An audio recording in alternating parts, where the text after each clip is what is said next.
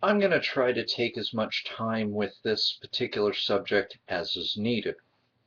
That said, I'm still going to try to stick to the 10-minute sound bites, but this may be a multi-parter.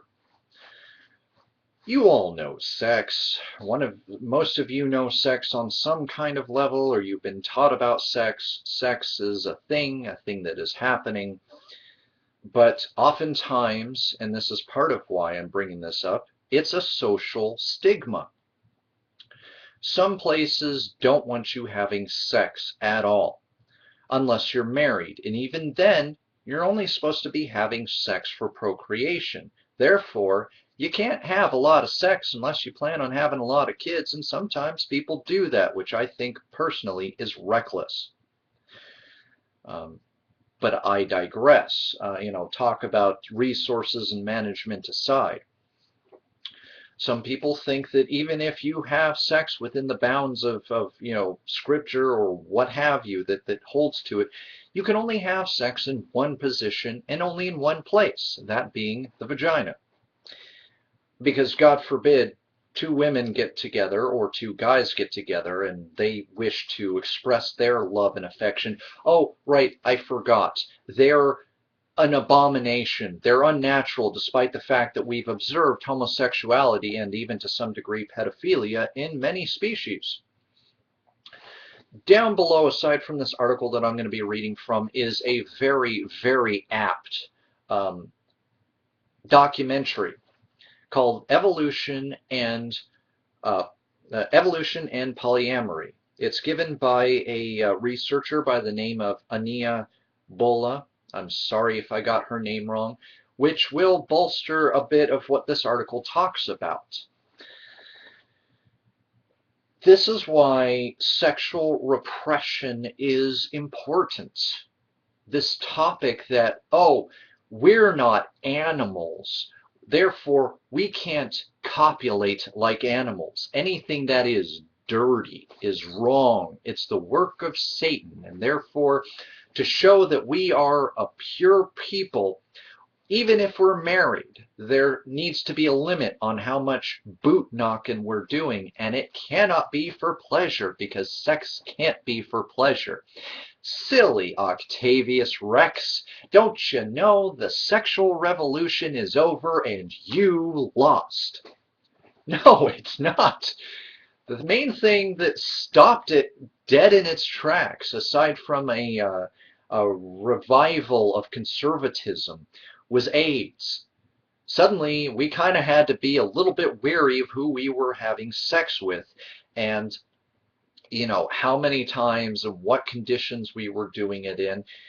We became afraid, and rightfully so. For once, I'm willing to talk about that the public scare wasn't uncalled for in the beginning. Although, again, going with the anti-sex ideas, the sexual repression that we've gone through in this country, for all the talk of how wonderful Reagan was, and I will agree on certain things, Reagan was absolutely top notch. But do you know what he did when AIDS was killing thousands upon thousands of American citizens, both gay, straight, and otherwise? He sat on it, going along with the conservative line that this was the gay flu. This was God's wrath. Oh, you're going to be gay? God's going to make you sick so that you die, because by and large, we thought this was only a homosexuality problem. The irony being that the only time that President Reagan decided to step in the first place was because actor Rock Hudson died of AIDS. The irony is, suddenly they realized this was a big problem, even for straight people, and Rock Hudson is gay. Now, that wasn't public knowledge, although there were publications at the time, ones I disliked, that were trying to out him. Because I'm sorry, conservatives, dragging closeted homosexuals out of the closet doesn't exactly make you a moral person. Doesn't exactly make you somehow better than the demons or whatever it is that you classify them as now, since I'm starting to lose track of all the different excuses for why homosexuality is anything but a built-in sense of sexuality for these people, and why it's an abomination that needs to either be bred out of our species, or everybody needs to be put onto Fire Island and then we need to nuke that island, because that's the only way to be sure, because it's not like straight couples have gay children. You know, somehow gay people get together, maybe one lesbian and one gay, and they reproduce, and that's where we get gay kids from. Because that makes sense, and that's in line with reality now, isn't it?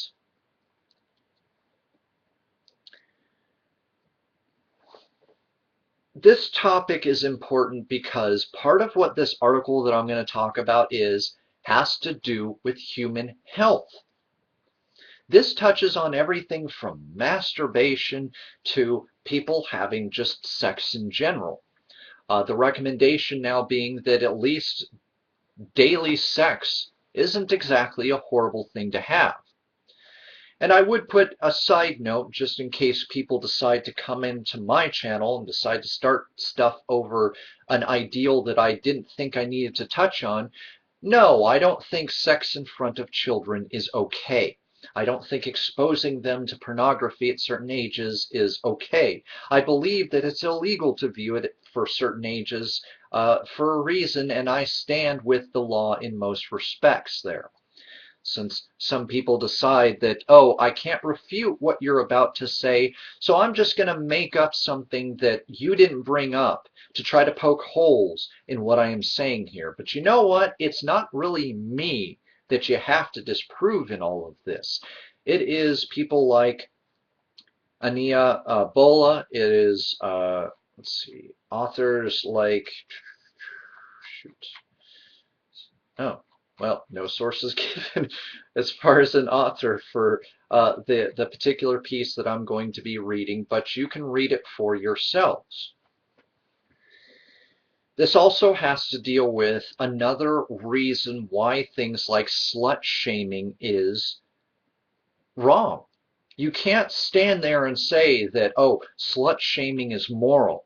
I even today, I was reading a post by an artist who does nude and erotic photography, and she asked, does porn have a place in society? She also asked several other questions about porn, such as, is it okay to view? Is it okay to star in? And first comment, I could have probably seen this a mile away. This lady, rather than actually saying that she didn't like it for any reasons other than moralistic reasons, then started to say, does porn have a place in society? No, not if not if the society is to be moral. Because yes, people expressing their sex as part of their self-esteem, and if they're doing it healthily, well then maybe they have healthy self-esteem. Yeah, that's immoral. That's evil. That's bad. That's terrible.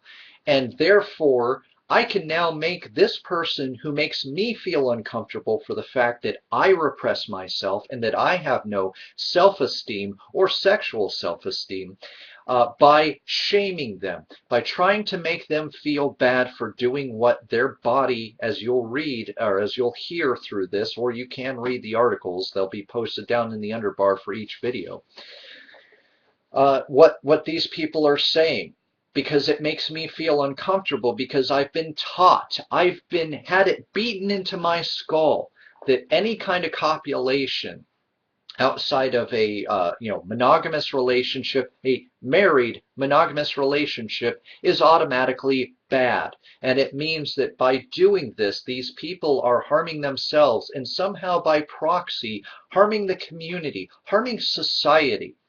No, what you are talking about is social morality. And social morality, I'm sorry to say, is not generally based off of anything other than mob morality. If the color red is considered evil by the mob morality, then ergo, suddenly the color red becomes evil. What is that based off of? Why, mob morality. What else is it based off of? Exactly. You and I can understand that red is just a color. But if the mob decides that red is bad, then anybody who wears red must be evil, and we have to shame them for their own good to stop them from spreading the rampant evils of the color red. Oh, won't somebody please think of the children?